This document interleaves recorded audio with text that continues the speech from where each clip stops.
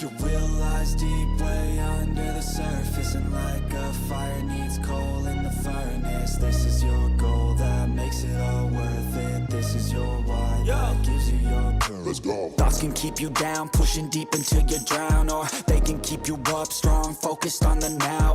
Glass half full, or has it been emptied out? Well, that's all up to you and your mind. Do you doubt anything, everything, not a thing? Make my thoughts work for me, manifest what I need, what I want, what I see. I could be anything, I attract all the things that I see. I believe I'll achieve as I breathe in and out again and again. I don't doubt, I sit in a plan and I found out that I can execute if I'm driven, if I listen, if I learn all the wisdom. Read some books, something written, watch the best, teach a system I invest. Never hidden, I ain't scared, ain't no chicken, I take dares. I'll be winning, you get back what you're giving. Find the reason that you're living, what you're good at, all your gifts and what you love. Take a risk and find out what you've been missing, yeah. Your will lies deep way under the surface, and like a fire needs coal in the furnace. This is your goal that makes it all worth it. This is your why that gives you your purpose. Your will lies deep way under the surface, and like a fire needs coal in the furnace. This is your goal that makes it all worth it. This is your why that gives you your purpose.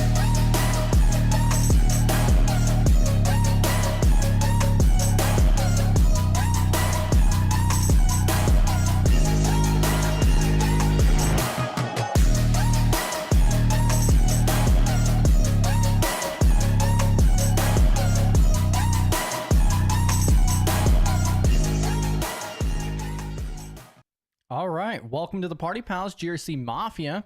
So, like I had said before, I did a stream on Sunday morning, and we're going to be testing out these vertical live streams a little bit. Definitely let me know what you guys think in the chat, but also I'm going to go through it. Might be difficult to see on the screen a little bit. I'm actually using my mobile to see how it even comes out. I don't even watch shorts that much, but definitely doing these just as an opportunity, as community, to just add additional value, not only make myself available, but also see what the community needs and so forth. And, you know, check in with everybody as well. We could talk about a number of different topics and so forth. We're not assigning any particular agenda to these streams. So yeah. But yeah, we're here to break down barriers, foster collaboration, community, working towards a more secure future together, for everybody. Definitely a learning and growing environment. If you would like to, you're more than welcome to come up on stage. You do not have to turn on your video if you choose not to do so. But even if you want to stick in chat, that's perfectly fine too. You can go ahead and drop any questions, comments, concerns, resources, and so forth in the chat. I will let you know that one of the best places to go through and put your social media profiles, connect with the rest of the community, and also if you have resources to drop, the best place to do that's through the Discord server. So if you hop in the Discord server, which is dropping in chat here in a moment, then you can go over to our live chat channel. You could post your social media profiles or your resources, and it'll relay it to the YouTube side of things as well. YouTube doesn't allow the links, so you can go through the Discord side of that as well. Don't share anything that you don't want to be public. You know, this is a live stream and so forth. It's on the open internet. So if you happen to slip up on something, especially if you come up on stage, just reach out to me on Discord, LinkedIn, or contact@studygrc.org. And we can see how we can get that resolved and so forth. But yeah, how's everybody doing? Welcome to the Party Pal. Tam, I am bad with names. I am so bad with names. Tamara? Mara? Yeah, Tamara. I see Rania popping in, B-Dubs, Regine, Michael. Welcome to the Party Pals, GRC Mafia. I'm going to go ahead and transition over here a little bit. Also, if you guys were not familiar, I also wanted to do the standard shout out for B-Dubs over here. I'm going to go ahead and drop B-Dubs' link. Every single Monday, she goes through and publishes a cybersecurity GRC related blog article for $0. So everything she does, she just does for the community and so forth. One of the biggest accomplishments was the recent CISSP study group, which is also dropping in chat there as well. Oh, actually, it didn't drop in chat. I can go ahead and drop that link for you. Wait, that's not the right link. Come on. Copy the link. There we go. cissp.britwhite.io. Yeah, exactly, B-Dubs. Shout out to me.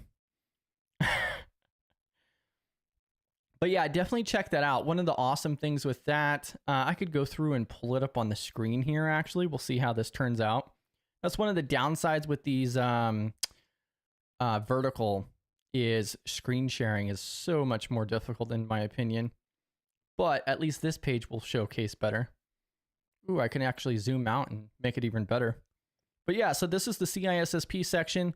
You can see all about it. The YouTube playlist, it covers 100% of the domain objectives, completely $0. Includes the slides, practice tests, all kinds of different stuff. But then also if we take a look at the actual main website here, and now you can see how it's kind of messed up a little bit there. Let's go ahead and pull it up on this side. Bam. Then you can see on these articles, like the one earlier today, hack your first GRC certification. And then also there's these talk alongs as well. So you don't even have to read the article if you choose not to. Now let me see. I was going to check because I was giving B-Dubs some trouble last time on not having, I still don't see infographics. Wow. Wow. That's 2 articles in a row at least, B-Dubs. Welcome to the party, pal. But yeah, definitely leverage that. So this is like one of the best ones for Cybersecurity GRC. She already has tons of different articles. And I'm actually going to drop this other link in chat too, because something else that I started doing is going through and I made a notebook LM for it. And if you're not familiar with notebook LM, definitely drop something in chat and I don't mind discussing that a little bit further. But let me see here. So on Notebook LM, you can add resources and so forth, and then it leverages AI in order to answer different questions, and it provides citations. So it doesn't reach out to Google or the open web to pull resources. It pulls directly from the sources you provide, and it's a massive study like resource there.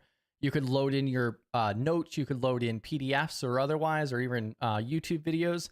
Ask questions. You could do a mind map, all kinds of different fancy stuff with that. And I put all of B-Dubs' articles into a notebook LM. So that way then I could prompt questions and be like, hey, what does B-Dubs say about, time management?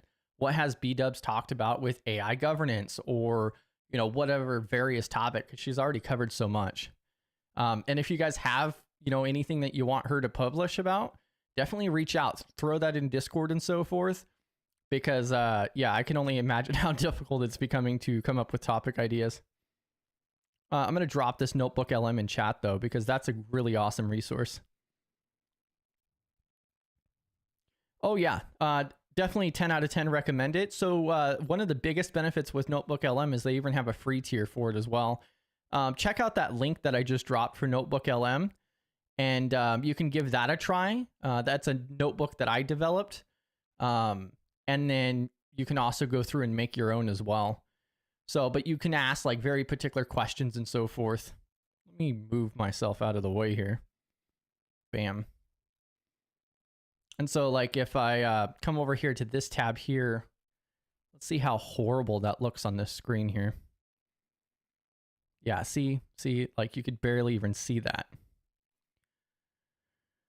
Let's see.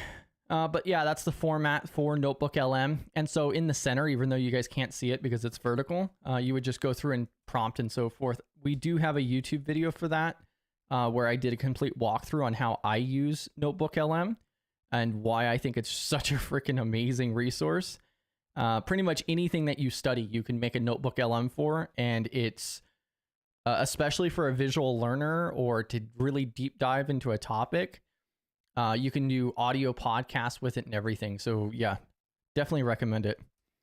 Yes, Brexy. Brexy says, wow, vertical stream. I apologize. Brexy's probably tuning in from, his 1990 Windows XP. I mean, one of the benefits is it's probably the same resolution.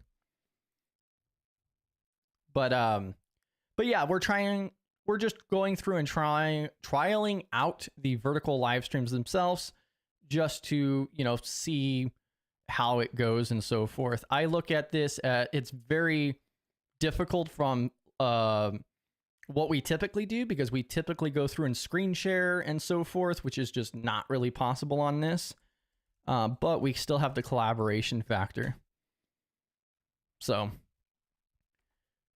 it's just trial and error. That's all it is. Struggle streaming, PBO. Let's see. I'm just going to double check all of this here. Yeah, and I dropped a link to that video as well, Michael. I think it's about a 10-minute video. Yeah, 13 minutes long. And I go through and I also provide other notebook LMs that I've made in the description, and then just walk through the whole thing there. There's so many different sections to that. Definitely an awesome resource, though. Here, I'm going to go ahead and take that out. Bam. Let's see. Yeah, definitely once you're off the work computer. And then B-Dubs also likes Notebook LM. Yeah, like I'm making Notebook LMs for almost every topic I come across. Like you could even go through and like if there's a blog article that you're interested in, you could throw that into Notebook LM, and then you could even use their discovery feature to find more resources like it. And then start building that out and just dig deeper into the topics, especially for longer form content like a PDF or otherwise, or just a really long article. And YouTube videos too. Yeah, and like Rania says here, trying out all the different features YouTube has to offer. Yeah, that's one of the biggest reasons why we're doing it on vertical today. And like I did the same thing on Sunday morning as well. So just to trial it out and see how it goes. I'm not one who's huge for shorts and so forth, but a lot of people do tune in from mobile and just wanted to see how, we could leverage this potentially. Absolutely no guarantees on the fact that we're going to be doing this like moving forward in the future. We're just giving it a try. I think like 60%, I believe it's about 60% of the audience tunes in from desktop. So, and then like 9% is from TVs apparently. And then that would mean about 30% is tuning in from mobile device. Let's see, because, YouTube and, Google pretty good at tracking metrics and so forth. Let me go ahead and throw that back up. Bam. But yeah, how'd the Monday go? So we, pretty much made it through Monday so far. Rania says that it does look nice from mobile. Yeah, and there are some other limitations on mobile too, as far as, so on my end, there's more limitations because the screen sharing is basically non-existent. But like there's a lot more features on mobile. So yeah, like we can go through and do like, I don't even know what they call that, like reaction emojis or whatever. I don't know. But then also I think chat is a lot better that way as well. B-Dub adapts. I tune in from desktop, but change to mobile for vertical streams. Yeah, that's probably what I would do personally. If I was going to watch a vertical stream, I would just do it from mobile. But also, I have a really big knack for just listening as well. So especially like the news streams from Black Hills, for an example, I typically listen to them, and then I just hang out in Discord and play it in the background. And then B-Dubs is working on the presentation for Thursday. Yeah, and if you guys were not familiar with it, every single Thursday at 6 p.m. Central is our primary stream every single week. And this week, we're going to have B-Dubs presenting, which is going to be about applying the hacker mindset, actionable insights, examples, and how to leverage it as a skill in your toolkit. So, bam.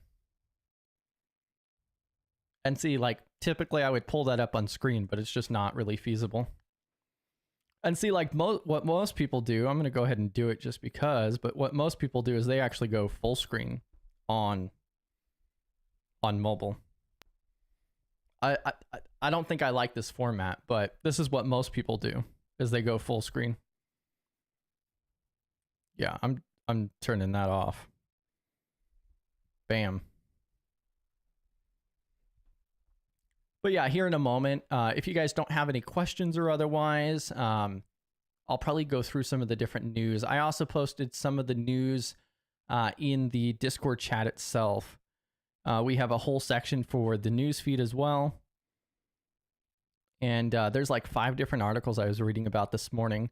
Like one in particular is about Google Gemini flaws. So it got hijacked in email summaries. Yeah, exactly, B-dubs. Exactly. Yeah, most of the people are going through, I noticed, on the vertical live streams and going, full maximized on the whole screen there. So yeah, I would have to back up quite a bit.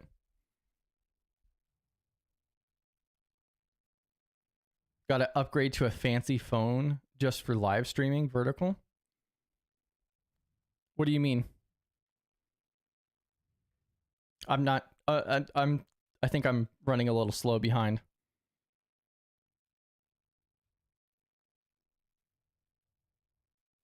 I'm doing all of this stuff still from my own computer and so forth.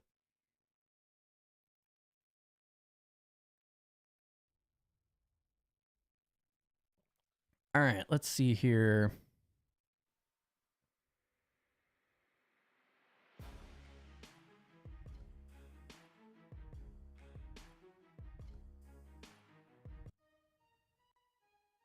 Yeah, and let me know if the music itself is too loud too. Oh, for those close-ups, the quality of the picture. Yeah, and that's probably because it zooms in. And I don't think there's any way for me to change that either. So, Restream that we use for streaming just automatically, it doesn't resize it properly. But, yeah. All right, let's see here.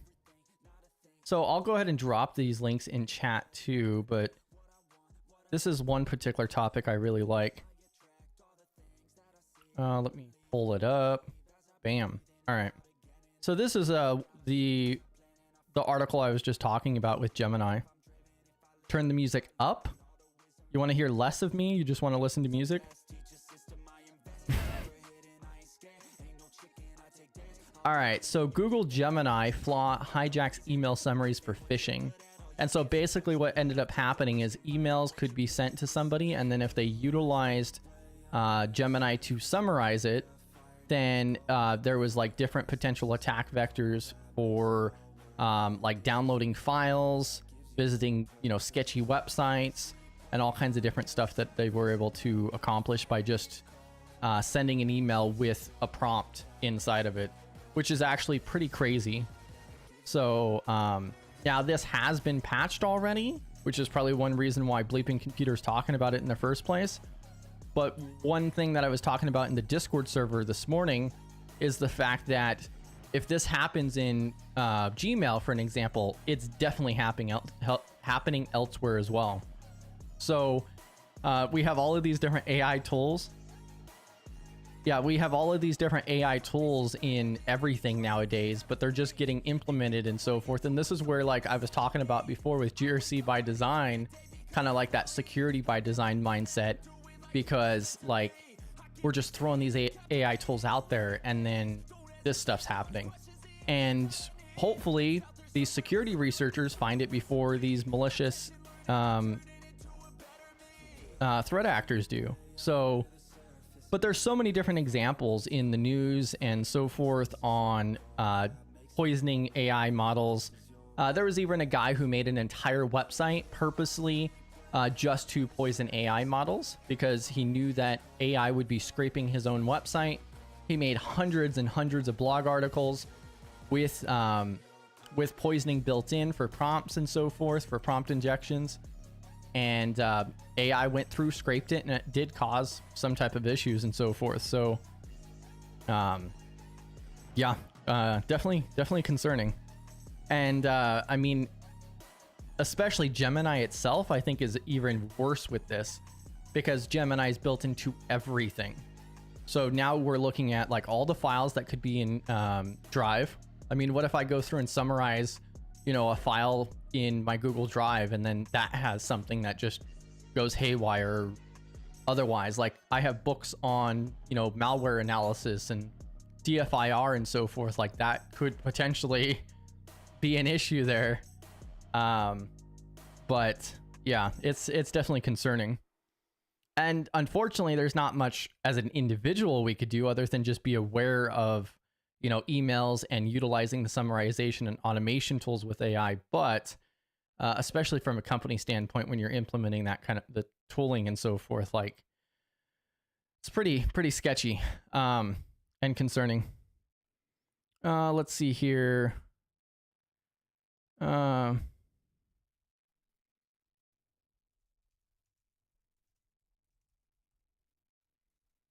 All right. Bam. I think the music and oh yeah, the music did turn off automatically. Let me turn loop on for that. And then let's pull up the second one over here.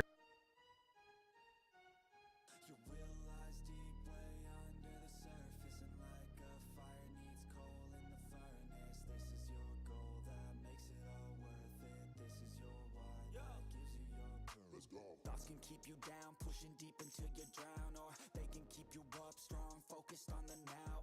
Glass half full, or has it been emptied out? Well, that's all up to you and your mind. Do you doubt anything, everything, not a thing? Make my thoughts work for me, manifest what I need, what I want, what I see. I could be anything, I attract all the things that I see. I believe I'll achieve as I breathe in and out again and again. I don't doubt, I sit in a plan and I found out that I can execute if I'm driven, if I listen, if I learn all the wisdom, read some books, something written, watch the best, teach a system I invest, never hidden, I ain't scared, ain't no chicken, I take dares, I'll be winning, you get back what you're giving, find the reason that you're living, what you're good at, all your gifts and what you love, take a risk and find out what you've been missing, yeah. Your will lies deep way under the surface, and like a fire needs coal in the furnace, this is your goal that makes it all worth it, this is your why that gives you your purpose. Your will lies deep way under the surface, and like a fire needs coal in the furnace, this is your goal that makes it all worth it, this is your why that gives you your purpose.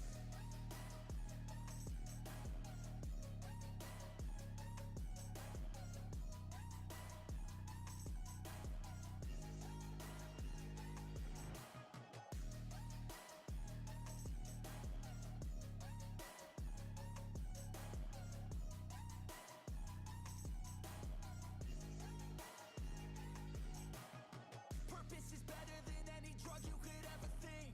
If you know why you're doing something, that's all you need.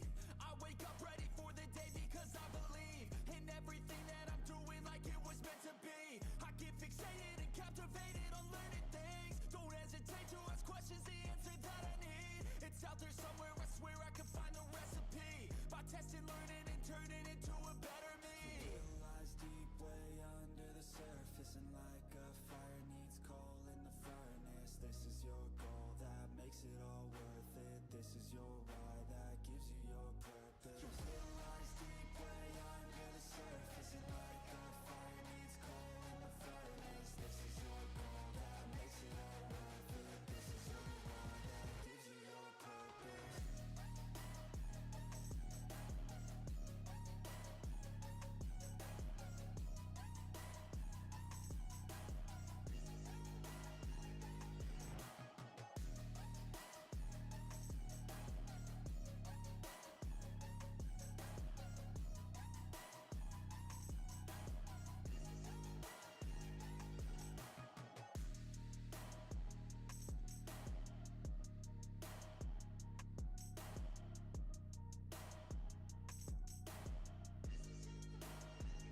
This is exactly why. This is exactly why B-dubs needs to be behind the glass. But no, B-dubs isn't behind the glass. I've just been talking for the last 3 minutes. You know, nobody can hear me. Oh gosh. But hey, now it appears to be working. Yeah. Oh yeah. Definitely judgment. It died when you restarted the song. Oh my gosh.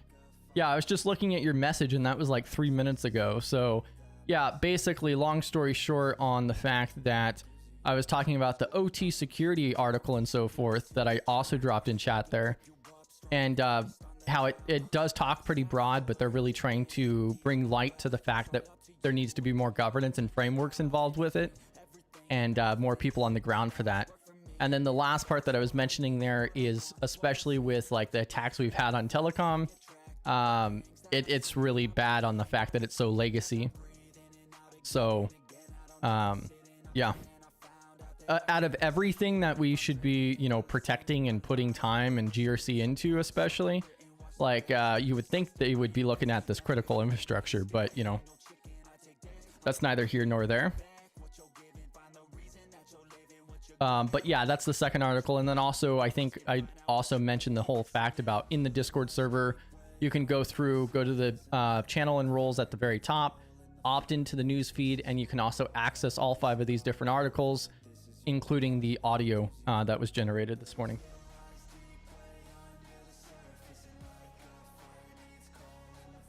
Welcome to the party, pal.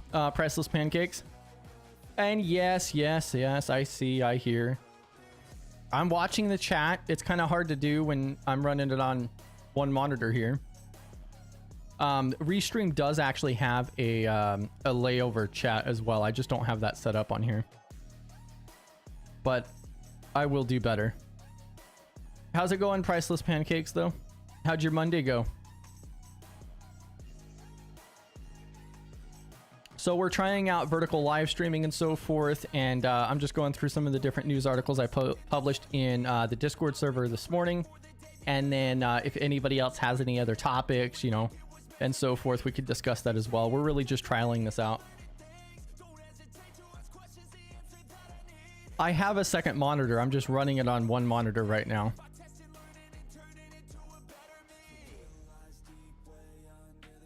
It's difficult for me to read the chat on the second monitor because I have the second monitor off to the left-hand side here. No.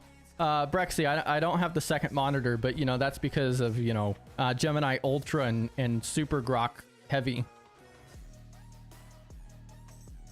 It was a Monday. Well, hey, I mean, it was a Monday, but it's, you know, still Monday now, but I mean, hey, it's one less day left of the week. I'm gonna go ahead and pull up this next one here too. Let's see here.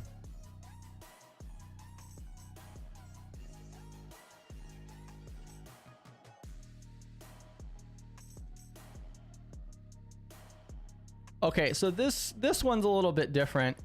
This was the third article that I personally pulled out.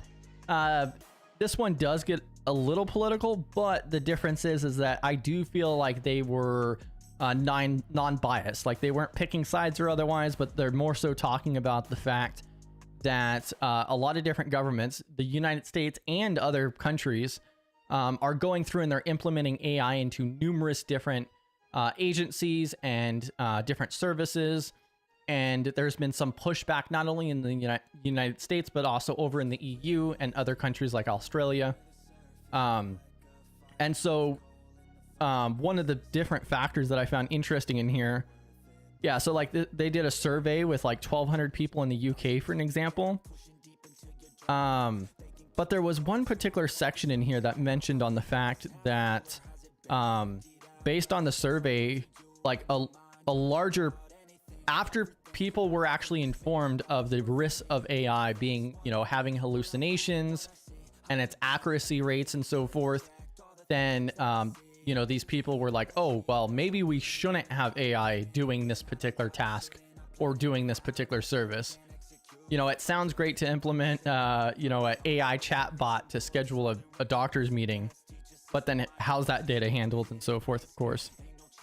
And so I found that just interesting from the topic perspective on the fact that now these agencies are kind of backtracking a little bit, it seems, because, you know, they were rushing to that AI hype. And then now they're like, oh, well, maybe this isn't the best route to go. now that I have the music on loop, I wonder if it's going to cut out my voice again. Let's see.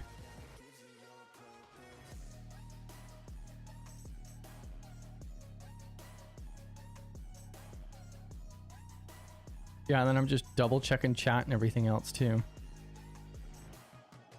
All right, let's see. Yeah, and so I think I dropped that one in chat as well. Yeah, that new scientist website there.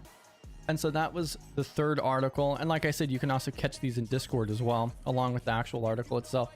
Now, this is a website that I have on my RSS feed for the different like research papers and so forth. It's really hit and miss, and like probably 80% of the time, I can't even understand the papers. A lot of these are scientific, you know, white papers and reports and so forth and whatnot. And, you know, it goes way beyond my understanding. But what I do typically on these websites here with this level of like white papers is I just run it through AI and say, hey, what is this talking about? What are the topics mentioned? What's the purpose of it? And so forth, to break it down and put it in plain language for me. Because yeah, I don't even, it wouldn't even, what would the equivalent to legalese for this type of report be when it's just so overly technical? There's got to be a name for that.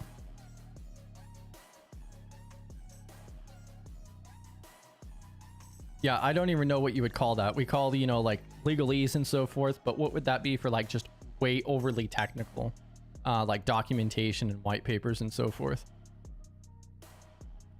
I'm gonna have to look that up and see. But yeah, that document in particular was talking about how autonomous AI and blockchain working together, and how it's really kind of concerning on the fact of having AI run cryptocurrency and blockchain. So that's pretty much the gist of it. You know, and just how bad that could occur, especially considering the fact that AI still hallucinates, it still has issues and so forth. That's why we don't have it in critical stuff, or at least we shouldn't, hopefully. But yeah. And there's still so much talk about the AI. That's what I'm going to try. The next time I pull articles, I'm going to try to actually pick articles that don't mention AI at all. Oh, and then Brexy would probably love this article. So this fifth one here is legal gaps in AI are a business risk, not a compliance issue, not just a compliance issue. And so rapid and siloed AI adoption is creating a major governance gap because legal and security teams are not working together. So this disconnect exposes companies to new regulatory fines, lawsuits, and reputational harm. The lack of a unified AI risk framework is an immediate and growing danger to corporate stability, requiring a C-suite-led effort to realign oversight. So, yeah, I mean, that's a whole bunch of stuff, but I mean, especially from what we've discussed so many different times, especially during our primary meetings, like, I don't think like they could have just left AI out and that would still be real, that would still make sense. So they could have just said that, you know, legal gaps are a business risk, not just a compliance issue. You know, it doesn't even have to involve AI. The lack of a unified risk framework is an immediate and growing danger. The gap between legal and security teams are not working together.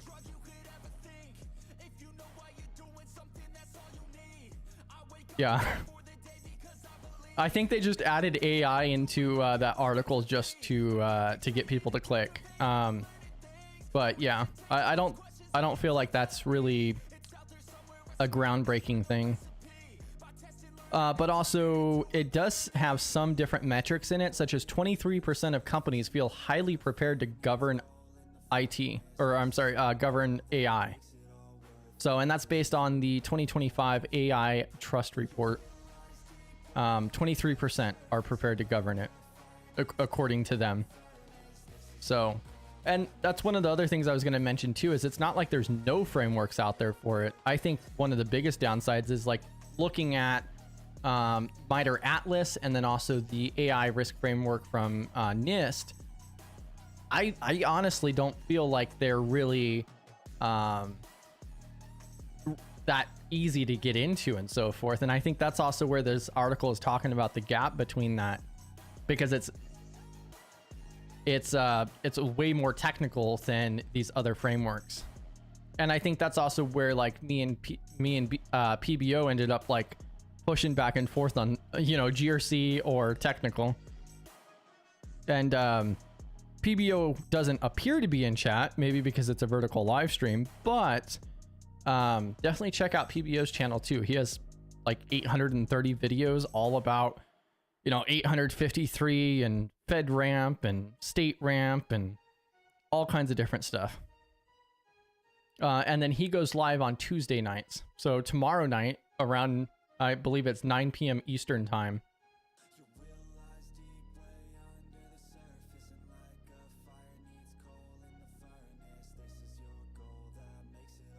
Let's see here.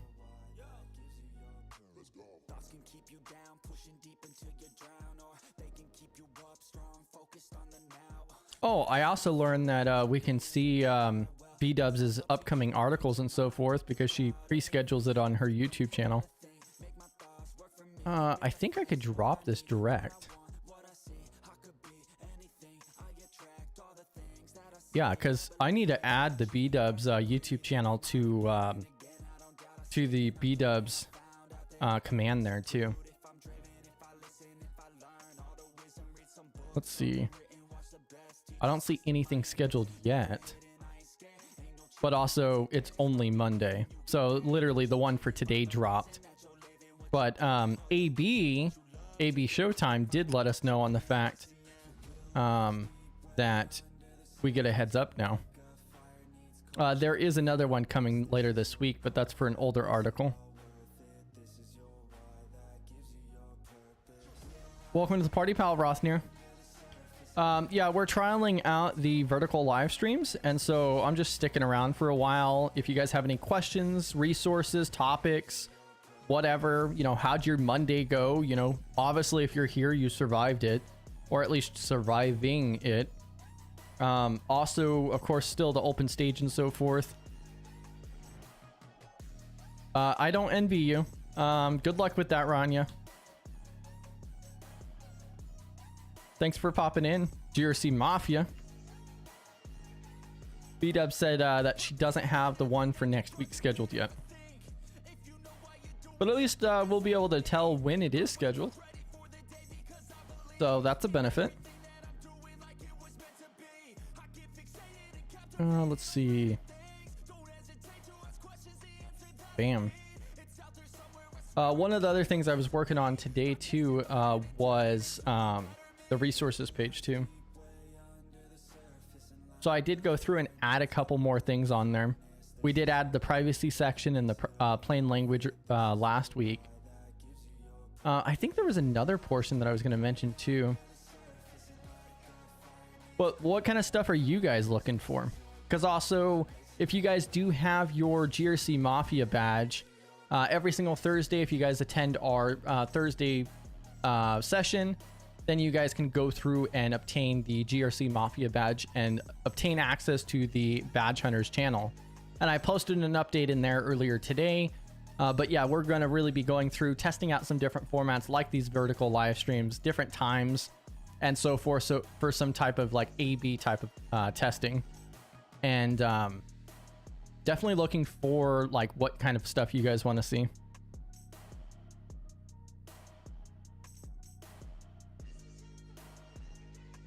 Yeah, my biggest note that I've noticed is the fact that you stop putting infographics in your articles.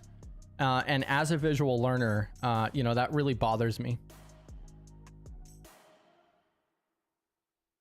But that's my primary feedback there. But I can always submit that to to the feedback email too. Let me throw that there. Bam. All right. And then I'm going to go ahead and drop the resources page as well. And then let me pull up this other thing. If you guys are also noticed in the Discord server, I started trialing out this other software called AnyType.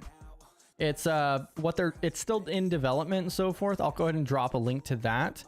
But I think it's pretty neat. Basically what they're trying to do is they're trying to create a open source version of Notion, or similar to Notion at least, that is end-to-end encrypted and local first. And I have my vault set up now. I mean, it definitely takes time to set up the initial vault itself on how you want it formatted and what objects you want and so forth. But that was another thing that I've been working on lately as well. And I'm pulling that up because there was something I was going to pull out of here. I don't remember. Let's see.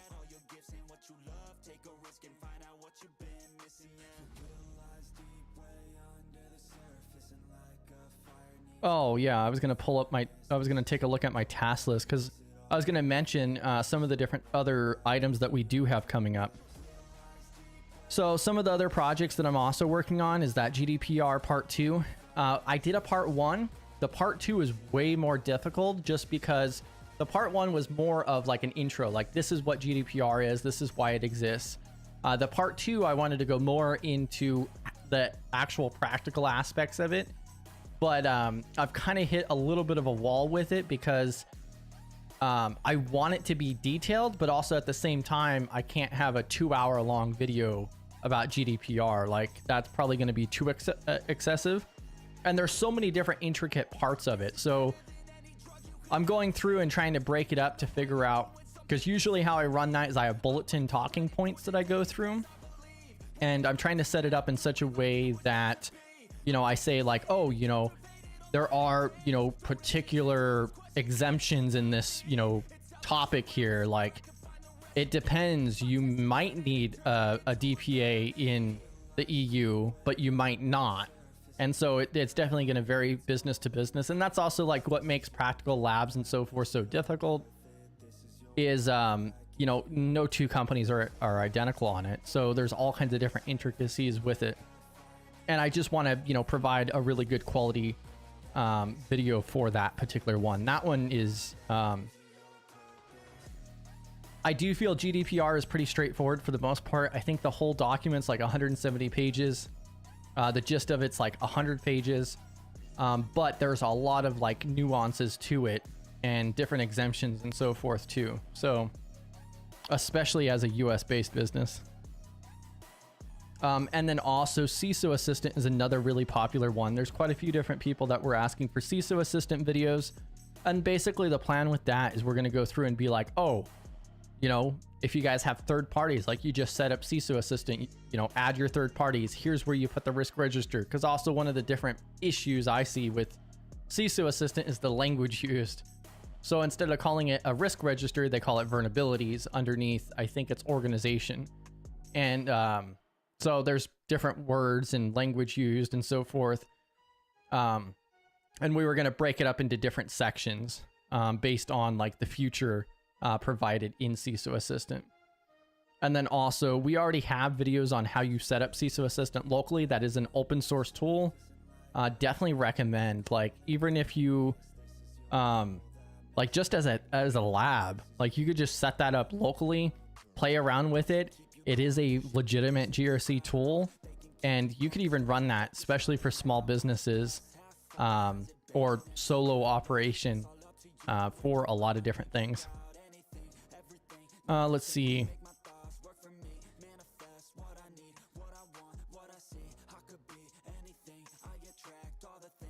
There was another list here too.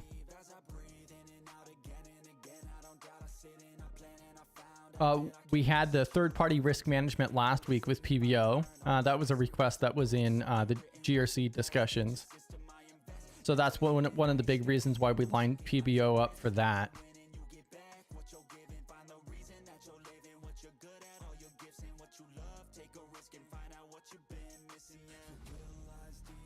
And then also we're still working through like the policies and workflows and so forth.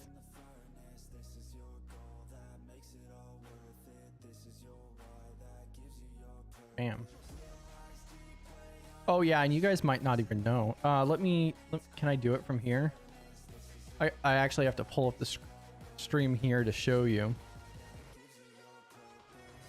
But also, like, I added the emojis a couple weeks ago. I changed the emojis around, and I say bam all the time, and that's why I actually added that emoji there. Is literally just because I say bam so many times.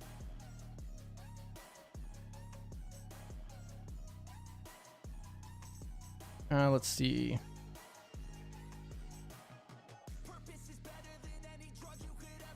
And I think it's about time to go through and check out NIST now. I'm pretty much out of topics now. If you guys have any questions, anything you guys are working on and so forth, definitely drop that. If I don't know, then I'm pretty confident that I could figure out who you could talk to about it. Let's see what's going on with NIST.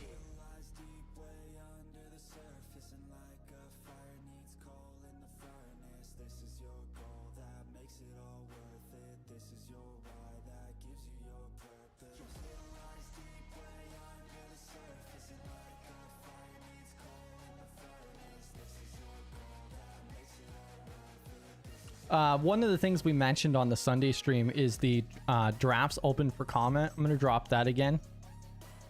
Yes, exactly. NIST Live. So NIST drafts open for comment. They go through, they'll draft up a publication for a particular topic or otherwise, and then they submit that for public comments.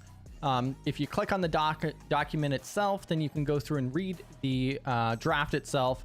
They also provide an email to email their comments on that. So you could provide feedback on, hey, I don't feel like you covered this well enough, or you should change this, or this is a problem, or that's an error. And you provide public feedback to that, and then you could get credit for that if they utilize it. So, and also, like, you could see like the latest stuff that's coming out, because eventually all of these documents will be published at some point, more than likely. And like, they have a couple different important ones here. They have one for IoT, which is going to be 8259. But there was also another one here I haven't looked at. So developing security, privacy, and cybersecurity supply chain risk management plans for systems. They're making the revision 2 for the 818. And that, I briefly remember the 818. I did go through a bunch of NIST documents at one point, but I barely recall it at all. I didn't remember the name offhand. The 66, the 39, 37, 30. I think it's also 166. The 812 is a really good foundation one for information security. But let me pull up this document. So I'm going to drop the link directly to the 818 public draft as well. And then I'm going to take a look at this. This is also where I see an issue with vertical live streams. Is typically I would be sharing my screen itself. I'll go ahead and share the screen, but it's probably not going to come out very well.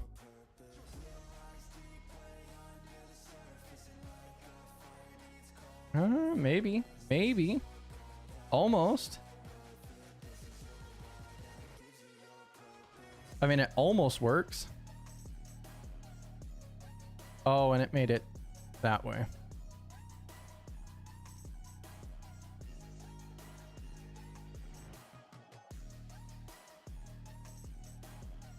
Let me pull those off. And this is also where going through and trialing out this this format comes in too. And then I'm literally checking this on my mobile. Yeah, see, you guys could read that. So that works. That's pretty cool. So this could potentially actually work. Bam. All right, cool. Yeah, that's readable on my device at least. Let me know if you guys can actually read that. So NIST SP 818 R2 initial public draft, June of 2025. Let's see here. We'll go ahead and skim down here.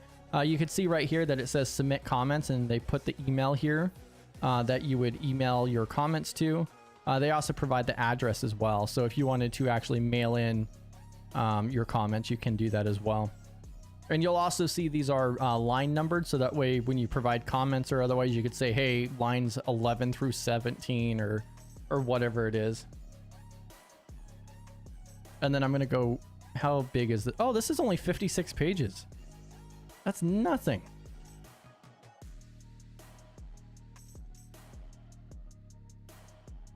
Did they butcher it? What did they do? I'm going to pull up the Rev 1 right now. Okay, so they did add to it. So the revision 1 is 48 pages. And so they added 8 more pages to it. So that's good to know. That could be partially due to maybe some formatting on the draft though as well. All right, so the abstract here, let's see. Oh, okay. So now with this section here, it's a little bit more difficult to actually read it.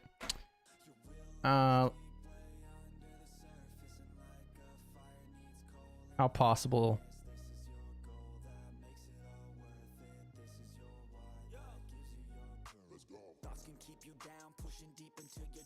Yeah, that's just not going to work too well. I'll go back over to this. And then maybe 135.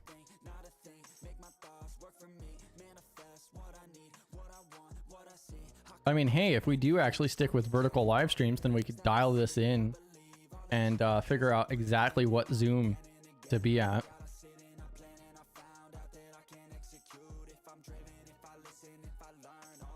That's probably...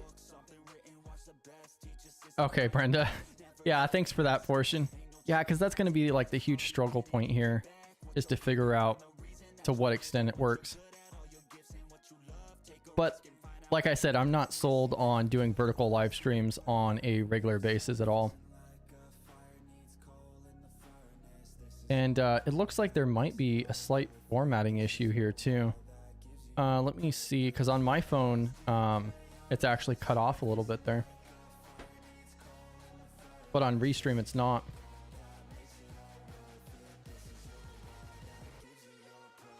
Let me go back. So 148.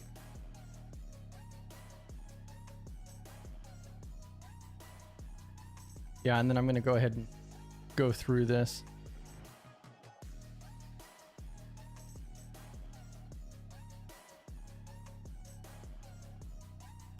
Let's go back to 145.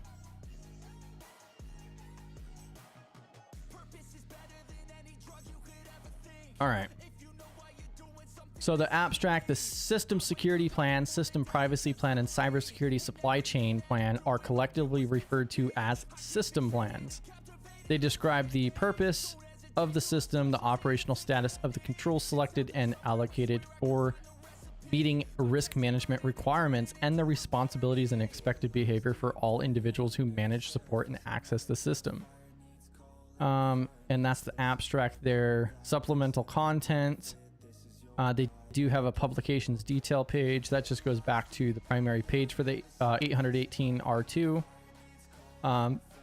This is directed towards, you know, the typical audiences: information security, privacy, risk management, program oversight responsibilities, system development responsibilities, and so forth. Note to reviewers, that's going to give you the details on how, on like what this document is, how it kind of connects in with the rest. Because you can also see here, it says the increased attention to cybersecurity related supply chain risks reflected in 800-161 and the supply chain risk management SR controls in 853. So they're trying to align this better with the 161 and the 53 as well. Updated controls in 53 to more fully support privacy objectives. Wait, what?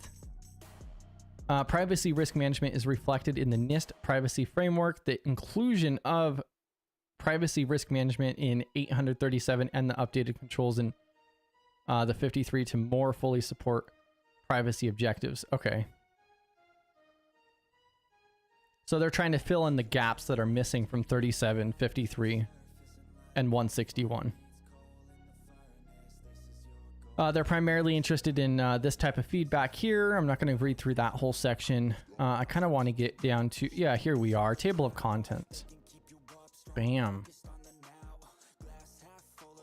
Welcome to the party, pal. GRC Mafia.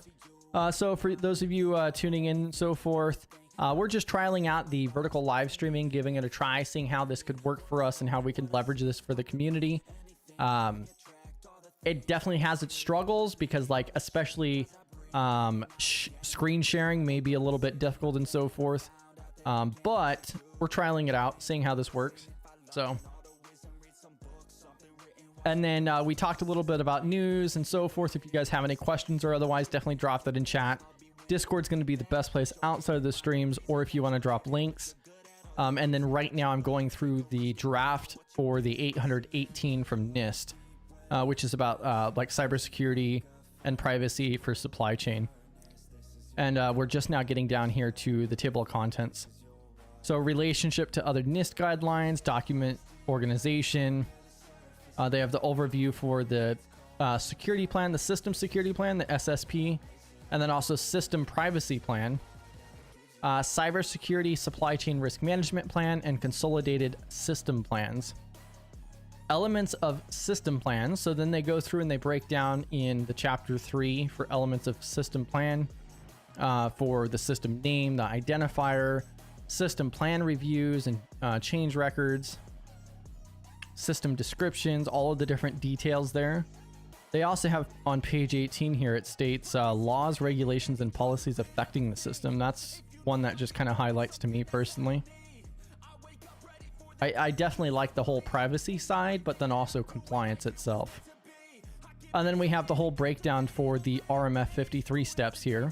So that's prepare, categorize, select, implement, assess, authorize, and monitor. So, and that's in the development and maintenance chapter 4. And that's this entire document here for the most part. They have plenty of appendix here, but it's only 56 pages. That's not bad at all. I'm going to skip forward. I'll probably go over the overview for the system security and privacy plans, but I'm going to skip to this laws, regulations, and policies section and see what that says here.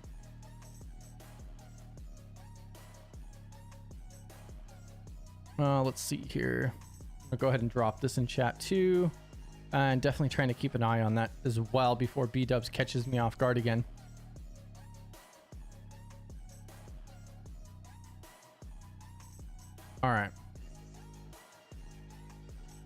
All right, so 3.10, laws, regulations, and policies affecting the system. Identify current laws, regulations, and policies that influence organizational policies and system requirements. The system plan can identify the sources of specific requirements for the confidentiality, integrity, or availability of the system, the predictability, management, and disassociability of information processed, stored, or transmitted by the system, and the protection of the supply chain. Organizational policies may identify the laws, regulations, and policies that are applicable to all systems within the organization, or include a standardized list of requirements sourced in an organization template for system plans. And that's what we're going to go over here in a second, is what they state for the system plans. As the legal and regulatory landscape evolves, the system plans are updated to adapt to new security, privacy, and cybersecurity supply chain risk management requirements, such as those that arise from the use of emerging technologies. And so this document's kind of designed to bolt on to the 53. Like we were reading a moment ago, is it's trying to fill in the gaps for the 161, the 53. So for the supply chain and privacy side. And it also mentioned the privacy framework as well. And so I mean, really what we're looking at is, more requirements or more controls here, guidance on that. And like this would be 3.10. And it's just stating on the fact that we need to update the system plans when regulatory or legal changes evolve in the landscape. For example, privacy laws that govern data subject rights directly influence the development of the system privacy plan, including how data is handled and how the system protects individual rights. And especially in the privacy side, like there's, especially just in the United States alone, like there was 4 additional states that ended up passing their own privacy laws themselves.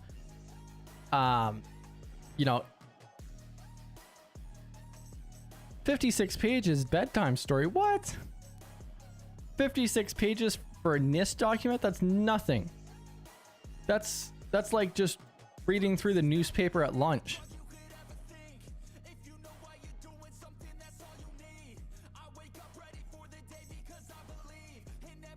If this puts you to sleep, then I don't think you love NIST as much as I do.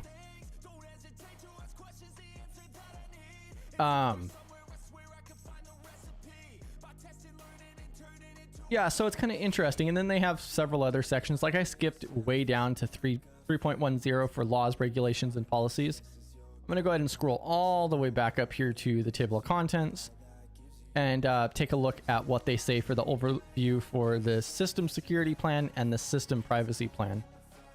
And so they're listing out their requirements or otherwise for it. So system security plan. The system security plan identifies, which is typically the SSP, identifies the system's security requirements and the protections that are planned or in place to meet those requirements. The security plan enables organizational leadership and system management personnel to manage security risks and make effective risk management decisions throughout the system lifecycle. And this would run separate from the system security policy.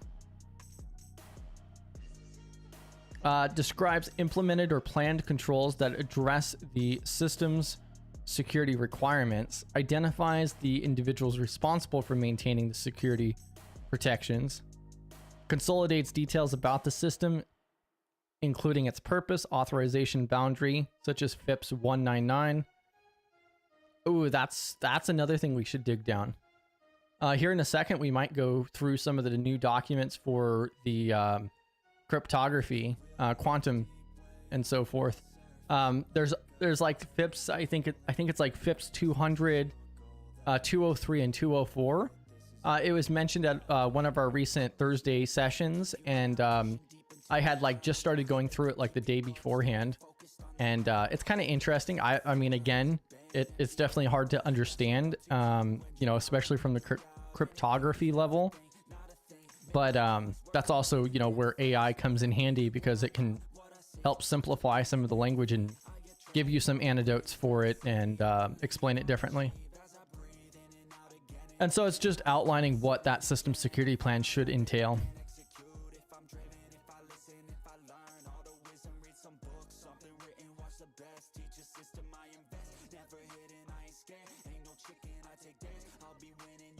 Yeah, exactly. Yeah, a good bedtime story. Let's see. Go ahead and pull this back up. Bam. All right, so system privacy plan. So the system privacy plan identifies controls. I'm going to skip to this just because that looks pretty. I love how NIST goes through and puts... Hey, yeah, B-dubs, you're still in chat and everything else. You're not putting infographics in your stuff, but NIST is. NIST put out... there was another document that they put out. I know the 850 has a bunch of different beautiful color diagrams in it as well. Let's see.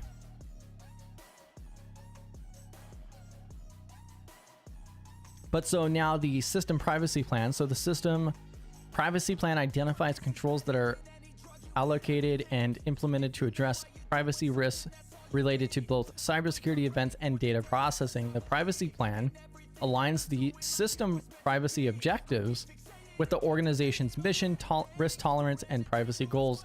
And that's also something else that we've talked about numerous times is, I mean, really what it comes down to is the organization's mission. And that's what they're outlining here first and foremost is the organization's mission and then risk tolerance and privacy goals.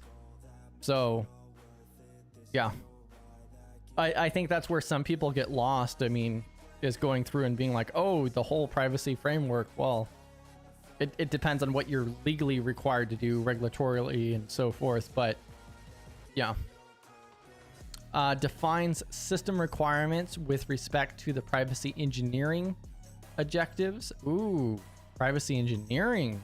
NIST is using some language there. I wonder how long it's going to be before NIST starts saying GRC engineering. I'm going to have to search the NIST docs to see if they have that in the glossary yet.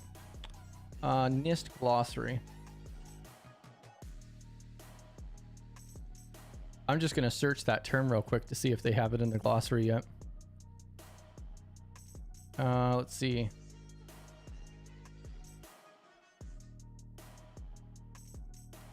I would be surprised if they do. They do not. So NIST does not currently have GRC engineering in the documents yet. But they are saying privacy engineering. Defines system requirements with respect to the privacy engineering objectives of predictability, manageability, and dissociability, and the Fair Information Practice Principles, FIPPS, and describes planned and implemented controls to address privacy requirements and data processing activities that may compromise privacy. Problematic data actions. Privacy requirements may be informed by legal and regulatory obligations as well as privacy activities and artifacts, such as a privacy impact assessment, PIA, privacy risk assessment, PRA, or a system of record notices, so SORNs. So this is a very high level document, really, which is probably why it's so so short at 56 pages.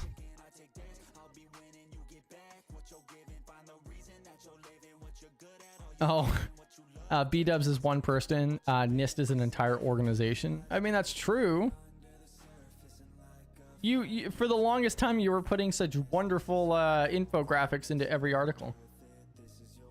I just miss it. That's all. It's all good. Like you said, B-dubs is slacking.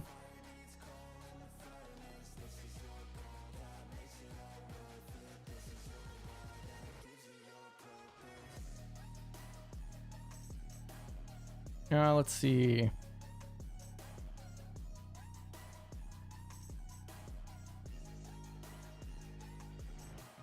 Then start making oh, I see. Then I started making videos per your request.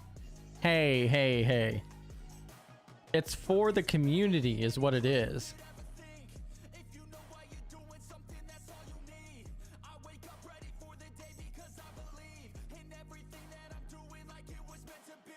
I mean, you can't beat free. I mean, I'm just saying, you know, the infographics disappeared on your freely available articles. You know, that's all. I mean, if you don't want to add the infographics, that's fine. I mean, quite frankly, I just listen to the video and then scroll through the article for the infographics anyways.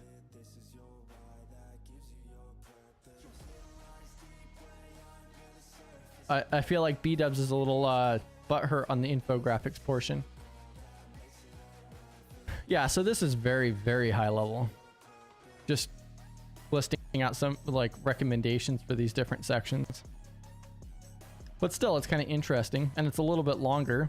And so like they outlined up here at the very top is the fact that it aligns, they're trying to fill in the gaps missing from the 53, the privacy framework, and the 161 as well. So now that also makes me kind of wonder, like, okay, when they go through and they update the 53, for an example, or the privacy framework, then are they going to take from 18 and then maybe retire the 818 later on down the road? But also, I'm going to go through and take a look at this other document. So NIST quantum. So for the new FIPS stuff, yeah, this is it. This page might actually show properly. Let's see how that looks on here. And so that was the 818, and I'm going to move over to this other stuff. So NIST ended up releasing post-quantum encryption standards. I think the standards for the most, what is it, like 199 for FIPS? But they posted 3 new standards for it. This went through an entire like review process. Like I think this is something they started like back in like 2020.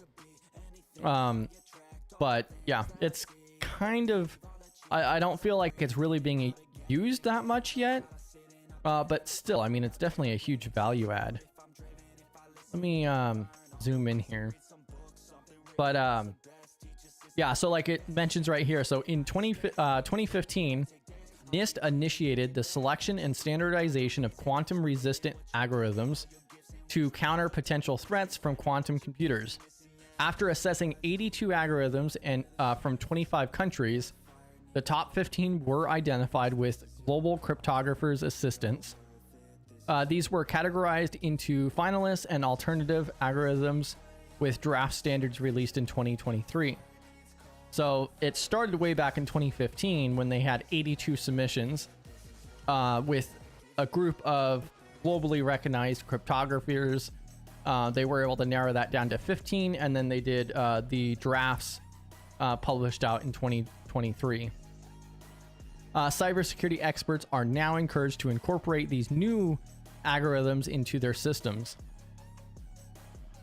So, and when was this published? This was, oh, it doesn't say right here.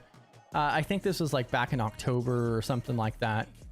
It's not brand new, but it's gonna, I feel like it's gonna take a long time before these are actually utilized. The 3 new standards were built for the future. Quantum computing technology is developing rapidly, and some experts predict that a device with the capability to break current encryption methods could appear within a decade, threatening the security and privacy of individuals, organizations, and entire nations. And that's one big reason why NIST was like pushing so hard on getting these out, is because like that's a huge concern. And like it's also a whole thing, I always forget what it's called. Every single time I want to mention it, I always forget what the term is for it. When you just collect data and you sit on it. So a country, for an example, could go through and save all of the data that's coming through their internet lines, and then just harvest all of that information. It's encrypted, so they can't do anything with it now, but they're sitting on it, so in 10, 15, 30, 50 years from now, they could go through and decrypt that information later on. Tinfoil hat and so forth, but it's been thrown around. And then I'm going to actually pull open some of these documents here in a moment. So one of these 3 sets, and then I think what they mentioned here is that it was, so those 15 different ones that were knocked down from 82 then ended up getting knocked down to 3 different ones. 3 different standards. Let's see. And then NIST plans to announce its selection of 1 or 2 of these algorithms by the end of 2024. The second set includes a larger group. All right. And so these are the 3 different ones here.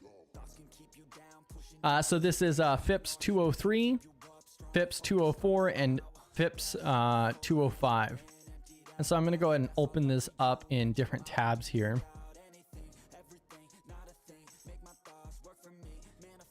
And yes, exactly, B-dubs.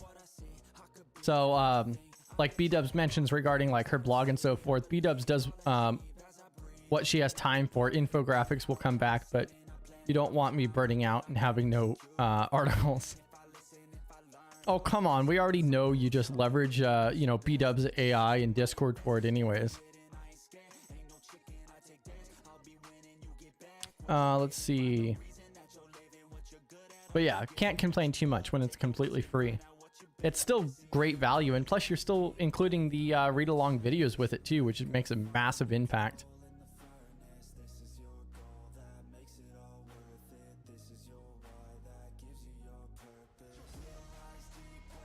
All right, so I'll probably just go through these in order here.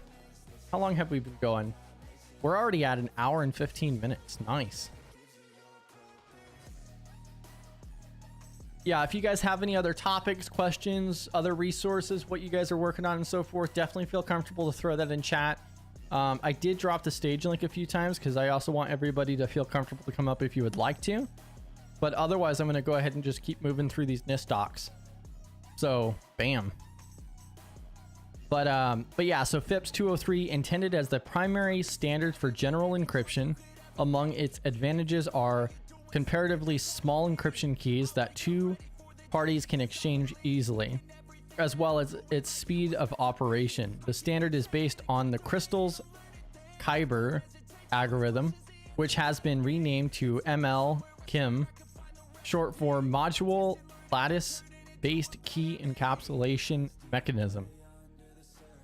Yeah, so like when I was studying for the Sec Plus, cryptography and networking were the two subjects that I disliked the most, just because of how difficult different concepts are for me to grasp.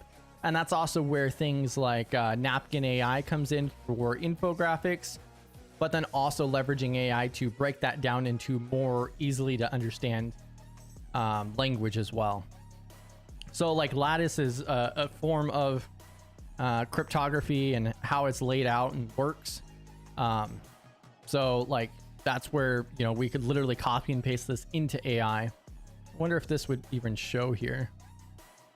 Let's see. No, it won't show. I do use Brave Browser because it has the built-in AI for my local large language model, but it won't show it when I'm showing the tab. Plus, it'd probably just be more difficult to display it on vertical live streams. Let's see. And so this is basically what they're looking at for primary general encryption is the FIPS 203. So now I'm going to hop over here. This is going to look weird for a moment here. But so this was published August 13th of 2024 for FIPS 203. And then I'm going to go ahead and pop open the document for this. Let me go ahead and zoom this in a little bit. And then I'm going to double check it on my device here as well.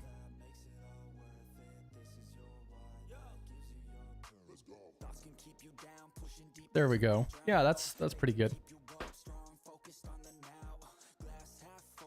All right, so FIPS 203 Module Lattice Based Key Encapsulation Mechanism Standard, August 13th of 24. The abstract. So KEM is a set of algorithms that, under certain conditions, can be used by two parties to establish a shared secret key over a public channel. A shared secret key that is securely established using a KEM can then be used with symmetric key cryptography algorithms to perform basic tasks in secure communications. So they're talking about, you know, the key exchange here for the two parties sharing the key over public channels. And then also they have the different lengths here as well. So in order of increasing security strength and decreasing performance, there's the KIM 512, KIM 768, and KIM 1024. I guess that would be comparable to like AES 128 and 256, which are like, especially AES 256 is kind of like the go-to standard these days. It's just talking about that, the size of it. Let's see here. And this is also, so typically when I'm going through and studying this is also when I would typically throw this into Notebook LM, and then I would go through and be reading through the I would go through and read the actual PDF like I'm doing here, but then as I have questions, I would prompt Notebook LM and say, hey, you know, explain to me what the differences between these different ones are, you know, in short form. And then Notebook LM would go through and read this 56-page document along with whatever other NIST documents that I provide to it and give me a breakdown for it. Module, okay, announcing the... Now, is there... So, applicability, so federal information processing standards apply to information systems used or operated by federal agencies or the contractor of an agency. Implementations for key encapsulation mechanism may be implemented in software, firmware, hardware, or any combination thereof for every computational procedure that is specified in the standard. A conforming implementation may replace the given set of steps with a mathematically equivalent set of steps. In other words, different procedures that produce the correct output for every input are permitted. So you could theoretically put this into pretty much anything. And NIST will develop a validation program to test implementations for conformance.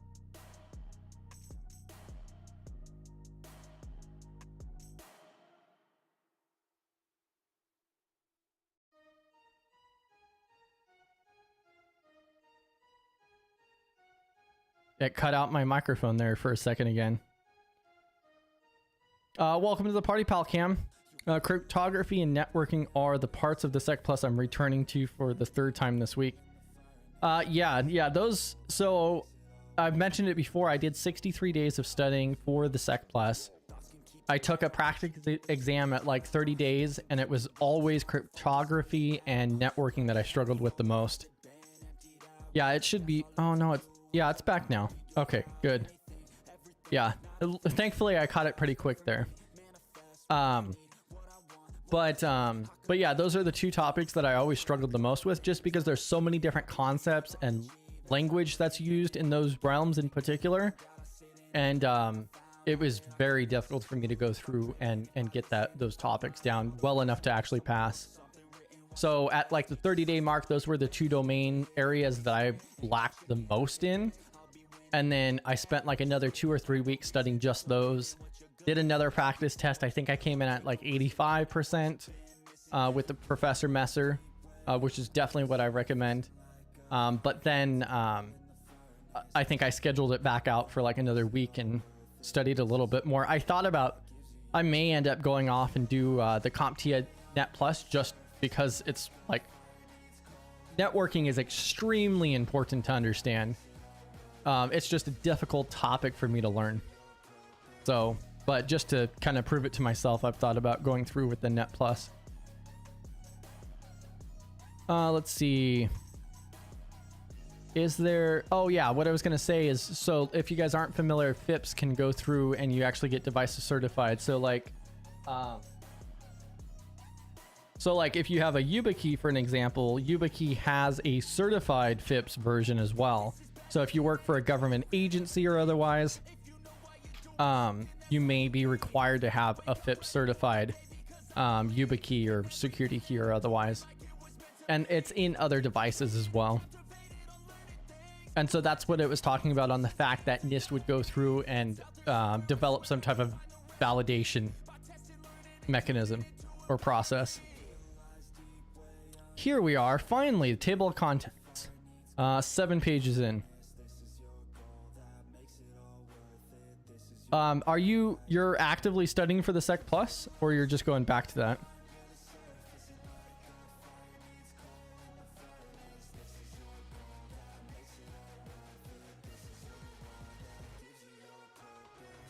Yeah, and also if you're just now popping into, we're just going through testing out the vertical live streaming itself. It does make it a little bit more difficult to screen share with it, but also I'm testing it out on my screen as well, on my mobile.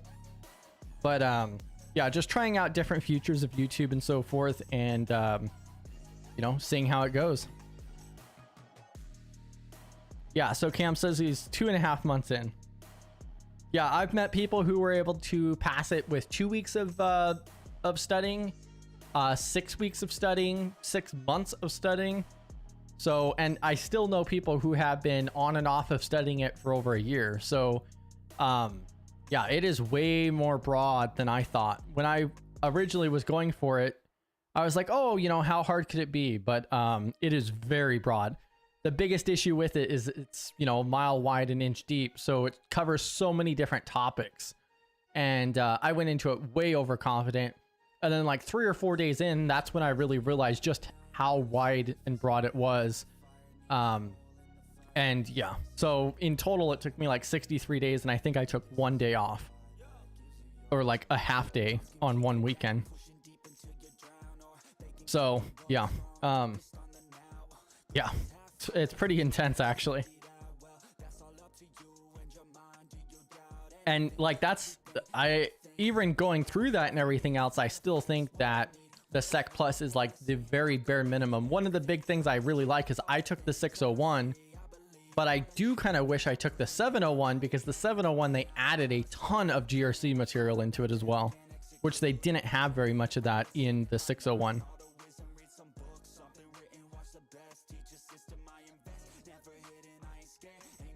Yeah.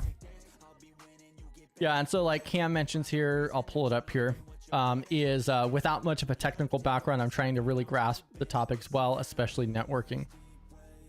Yeah, no, 100%. Yeah, the networking aspect and the cryptography were the hardest ones for me. And like, I feel like it was actually easier for me because like for over a decade prior, you know, I was an IT hobbyist. So I was already deploying like VMs and doing my own network stuff, Linux servers and things like that, just as a hobby for fun. And so I think a lot of the concepts did come easier because I had to fill in the gaps, but I had some working knowledge in language. But the networking and cryptography side was, yeah, that's what got me. I could definitely see, like, I wish I had Notebook LM when I studied for it. I just can't talk up Notebook LM enough, to be honest. And I'm not even a huge fan of Google itself. But yeah, for this FIPS 203, yeah, so purpose and scope is what I was actually looking for. We went over that portion a little bit there. I love the fact that they start this off with terms and definitions and then acronyms. So they definitely know ahead of time on the fact that that's going to be necessary. Let's actually scroll down to that and review this. Data types, loop, arrays with yeah, I'm not even going to try. Matrices and vectors. I may just download this and see if I could pull this up on AI on Gemini or otherwise and see if I can get it to display well enough. Because I mean, that's also a huge portion of this stream, is just testing out the verticals and what we can do with it.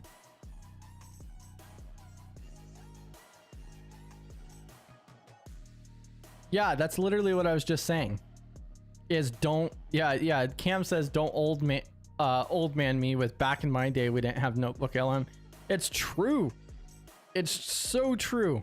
Like, I wish Notebook LM was around when I was studying for the Sec Plus, like, and so many other things. Like, I use it for everything now. And I hate to say that because like it is a paid service and so forth. And like Google could do whatever they like. Google's notorious for retiring services. So like, for all we know, Notebook LM might not be available in 5 years or 10 years or whatever else. They're notorious for killing things off. So like, yeah, one of the other benefits with that is there are open source versions of software that are working towards similar things like Notebook LM, which is a massive benefit. So as is, you can run local AI and you can, you know, use RAG for documents and so forth, which is basically what Notebook LM does. Anything LLM is probably the closest thing to it as of right now, but still the local AI just isn't there yet. So Yes, exactly. Hashtag killed by Google. Yeah, there's so many different things that that Google has killed off. And so like even a popular service like Notebook LM, I'm not going to say that like it won't happen, because it 100% can. Like somebody at Google could just wake up one day and be like, this is a lot of work. It costs us a lot of money to run this. Let's shut this whole thing down. And I hate being dependent on that. And I think that's another thing, especially in the realm where we're at, because so many more people are going through and relying on AI for different things, including myself. And, you know, we may not have that access at some point. So whether that be Gemini or ChatGPT or whatever, whether it gets paywalled to an obsessive amount or just gets removed or otherwise, who knows? Or killed off by Google. I think there's even a website.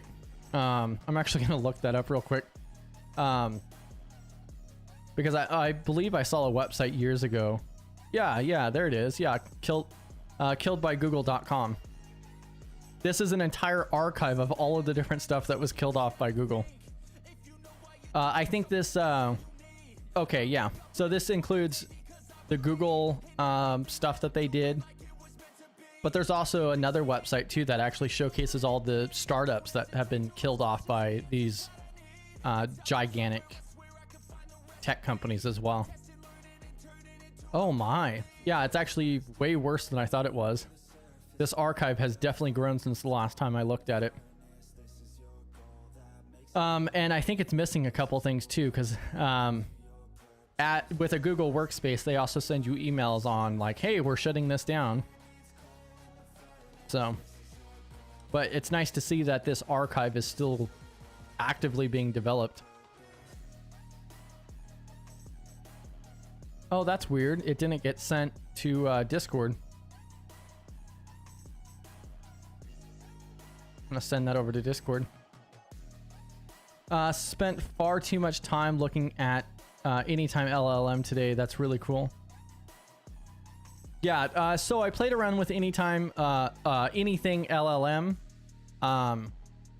but it's neat and everything else, but it still has so many limitations. So I'm still relying primarily on LM Studio, just because it has an easier interface, and you could still connect it with other services as well. But anything LLM still is very reliant on using API keys with the big boys. Like with ChatGPT, Gemini, Claude, Grok, whatever. That's primarily what it's for. It has a lot of cool tools and everything else, but it still has a lot of limitations. There's tools that you could set up with anything LLM as well, to where you can actually have it be more energetic, where, you know, you could have it post a Discord message, for an example. And actually, you know, do things on your computer itself. But it's not quite there yet. At least from what I was looking at with it. It looks very promising though. I think LM Studio and anything LLM are probably the closest. Like those are the two big projects that I can see like really, really being used in the future, because I really think that AI is going to become more local as costs increase. And then also like they're making these data centers with nuclear power facilities because of how much resources are required for them. And so like when the first Google Pixel came out, they had like when you edited images on your Google Pixel, it would actually send that off to Google servers to process that. And then they realized how expensive that really was, and then they started offloading it and putting chips in the mobile devices to do local processing. I think that's still the direction that it's headed, because it's just cheaper that way. So, and I don't like being reliant on, you know, these companies and so forth. So that's why, like I mentioned recently, on the fact that I'm trying to move my prompts for the different agents that I have developed and use and so forth locally, and getting those to work. Because also a lot of the stuff I do, I don't need the advanced, you know, AI for, even though it's neat.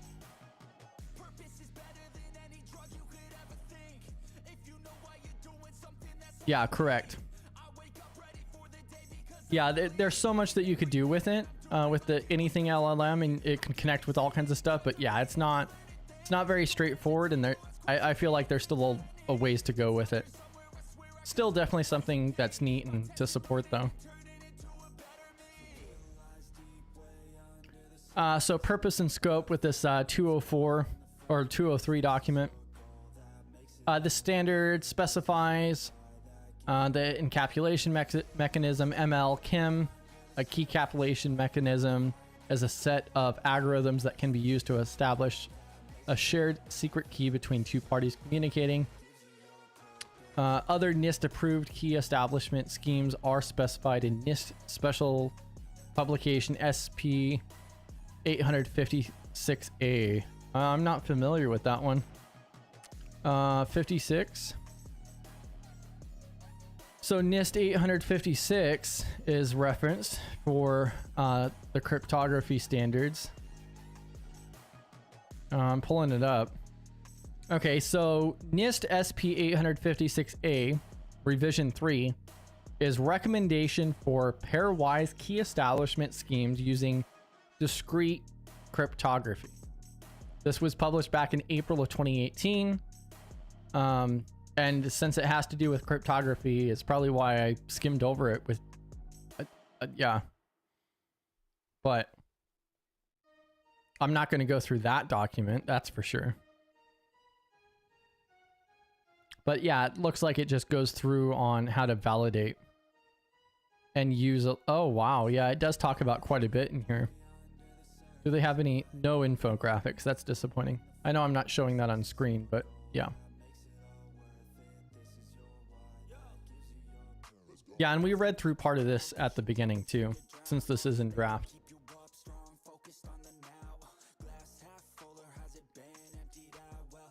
Yeah, maybe tomorrow I'll go through and do an actual full size video and not a vertical, and I'll throw these into Notebook LM, and we'll go through these 3 different documents themselves.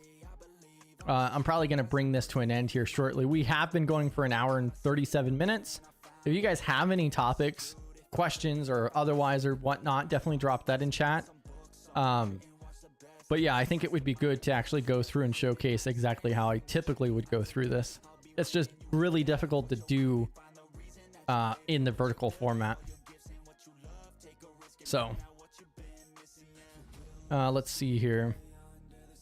And I do love the fact that they begin this section with the terms, acronyms, and notation.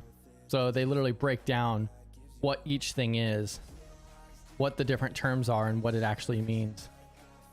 Like encapsulation, the process of applying the ECAPS algorithm of a KIM.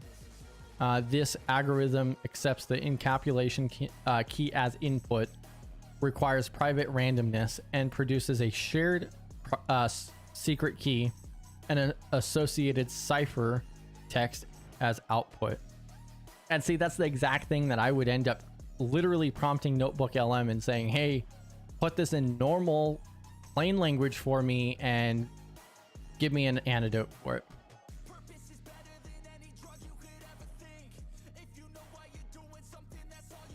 But I do like the direction they're headed. Yeah, see, look at this. Look, like, here's all the notation stuff that they use. You know, that's the math and so forth. Like, this is where B-dubs would come in handy, because B-dubs went to school for mathematics, but this is absolutely not even readable to me. So yeah, but it is to AI, so for the most part, hopefully. Oh, I love this, how they have Alice and Bob here. That seems like the go-to for it all. So a simple view of key establishment using a KIM. So the key gets generated from Alice. The encapsulation key goes over to Bob, and that goes into ECAPS. And then that gets sent over to DCAPS for Alice. And that's how they can go through and share the key. So you have your secret private key, and then you have your public shared secret key. And see, when they put it in this type of format, it makes it a little bit easier to understand, but still there's so much that goes into it. And it even says here, a simple view of key establishment. So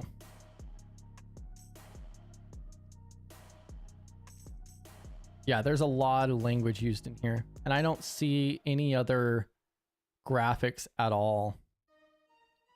But yeah, I'm gonna go ahead and take this off. I'll stick around for a moment. Let's see. And then we'll go through, and I'll probably do another live stream tomorrow night, and we'll focus on these FIPS and post-quantum stuff from NIST. Yeah, B-dubs is the math nerd.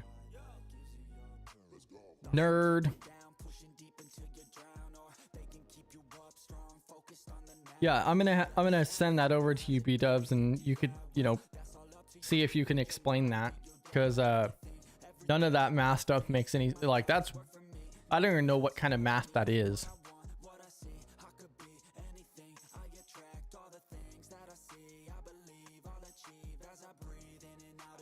Yeah, let me double check chat and so forth here. But yeah, we went on for quite a while there. If you guys have any questions or otherwise, definitely drop that. Outside of the live streams, we are bringing this to an end.